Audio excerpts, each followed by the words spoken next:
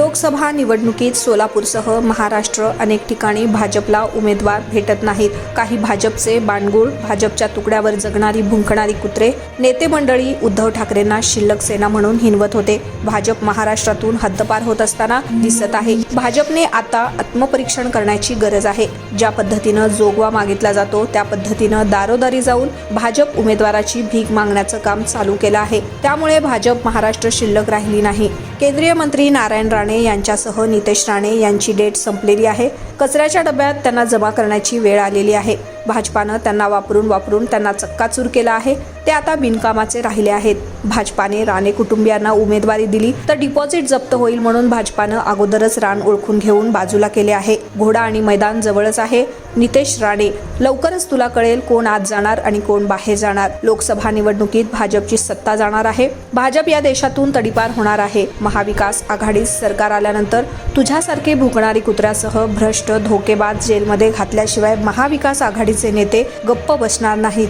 ते सोलापूर लोकसभेचं काँग्रेसकडून आणि इंडिया आघाडीकडून प्रणिती शिंदे यांची उमेदवारी काल जाहीर झालेली आहे। भाजपकडून मात्र अद्याप उमेदवार जाहीर नाही। काय एकंदरीत परिस्थिती वाटते? खरं तर आज सांगायला या लोकसभेच्या निवडणुकीमध्ये भाजपला सोलापूर जिल्ह्यासह महाराष्ट्रातल्या अनेक ठिकाणी उमेदवार भेटत नाहीत।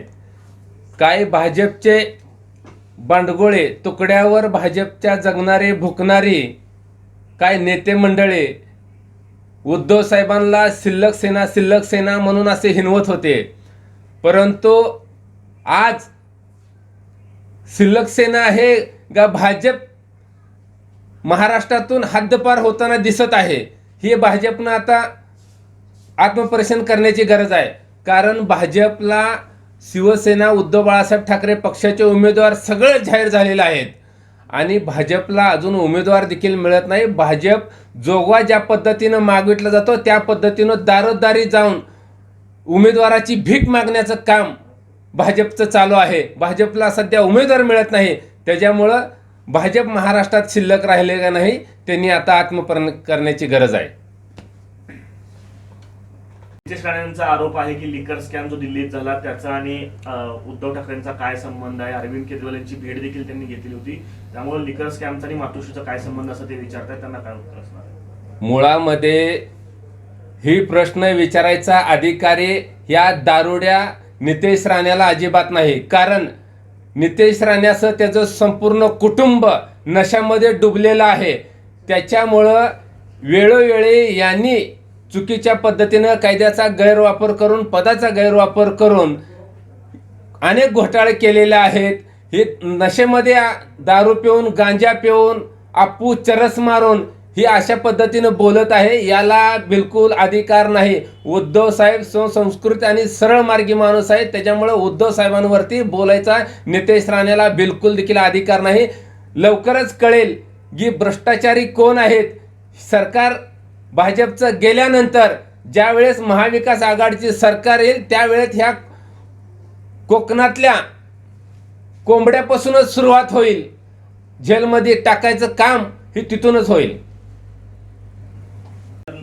नारायण राणेंच्या उमेदवारीवरून देखील मोठा खल सुरू आहे। त्यांना उमेदवारी मिळेल की नाही अशी परिस्थिती आहे। काय वाटते, राणेंना डावलं जाऊ शकतं? मुळामध्ये नारायण राणे आणि नितेश राणेची डेट संपलेली आहे। ती आता कचऱ्याच्या डब्यामध्ये त्यांना जमा करायची वेळ आलेली आहे। त्यांना आता भाजपनं वापरून त्यांचा चक्काचूर केलेला आहे। ते आता बिनकामाचे राहिलेले आहेत। त्याच्यामुळं भाजपला माहीत आहे की राणे कुटुंबाला जर उमेदवारी दिली तर ही डिपॉझिट देखील जप्त होईल, म्हणून भाजपनं अगोदरच रान ओळखून घेतलेलं आहे आणि राण्यांना बाजूला केलेला आहे।